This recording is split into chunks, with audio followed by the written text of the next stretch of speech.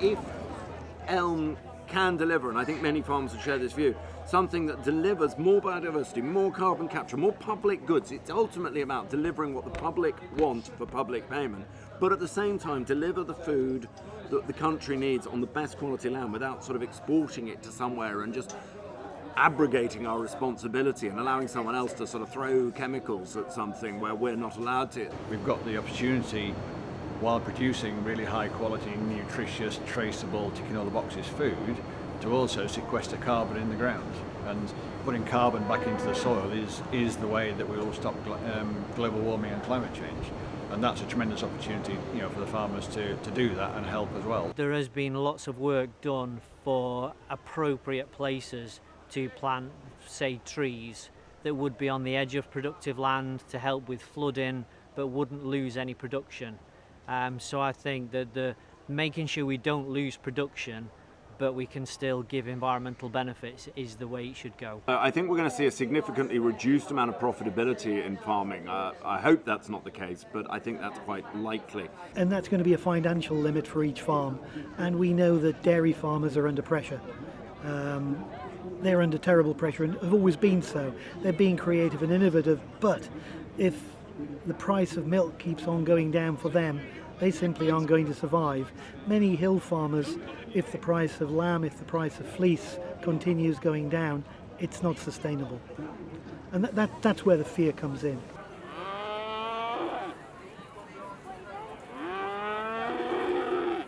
Elms should provide payments for all the good things farmers do that there's no market for.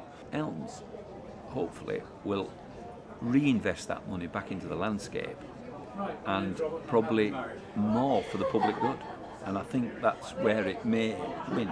My major concern when I look at previous schemes is whether or not the payment rates are going to be high enough to justify me taking the land out of production. At the start, it was very easy for Michael Gove to stand up on platforms and say, we're going to design something that's simpler and easier for farmers to engage with. And that's very easy to say. Delivering it is very, very different. And certainly the early signs of in SFI is it's not simple, because this stuff is not simple. So that's one of my concerns. Complexity and the multiplicity of the schemes. I'm not quite sure how to get around it, but it's one of my fears. I hope that it becomes a hell of a lot easier to be able to just say, right, I'm doing this with it, and that's it. You don't have to, I'm down to the millimetre as to what you're doing and when you're doing it and how you're doing it. Because farming's not like that. I think there is huge uncertainty, there's huge confusion, and as a consequence I fear for the viability of many farms around me and for the consequences that might have on me.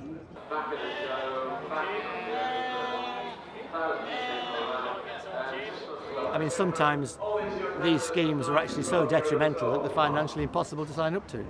And one of the big problems is that nobody yet knows what it's going to be, because the government haven't decided themselves. So we're talking about something we don't know about, other than more controls. And I was talking to somebody today saying, like 60 years ago, farming was the freest industry you could be in. You could go out and buy cows, you could do dairy, you could do this, do that, and you could make a good living. Nowadays you can't. One of my concerns, one of the things we're going to have to be very careful of, is that something that works in Cornwall might not work in Cumbria, or something that works in Northumberland might not work in Norfolk, or vice versa. So there needs to be a bit of flexibility about how these things are delivered. Ultimately, what's important is the result, not the management prescription. The LM may well not be too helpful for smaller farmers. I think it may well be aimed at bigger farmers with bigger fields. I would hope that small scale producers and breeders of pedigree, rare breed and native stock would be supported. The smaller farms, if it's not looked after and they are incentivised properly, the ones that look after the Rare Breed Survival Trust and the rare breeds and all the other smaller flocks and availability of stock in that respect will just disappear. the rich will become richer and the poorer will go out of business. It really does worry me of potentially how it could go. How it could go fantastically. It could be absolutely awful. Ronnie, not so much bothered about the... Now that is cheeky. In some ways, my biggest fear is that the government, that the DEFRA don't go really hardcore with it and say, okay, let's really make a difference now, let's really shift the emphasis away from what we're doing because we know it doesn't work and it's not sustainable. My biggest fear is it'll get watered down. We've got to be smart on this.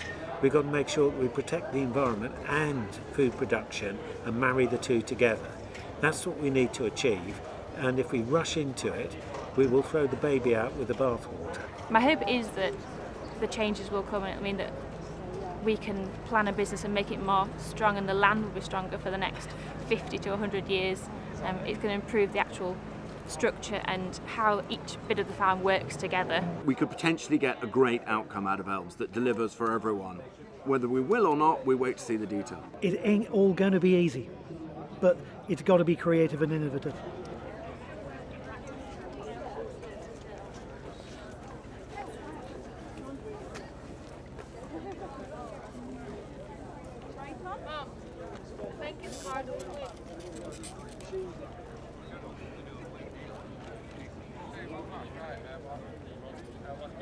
Thank you.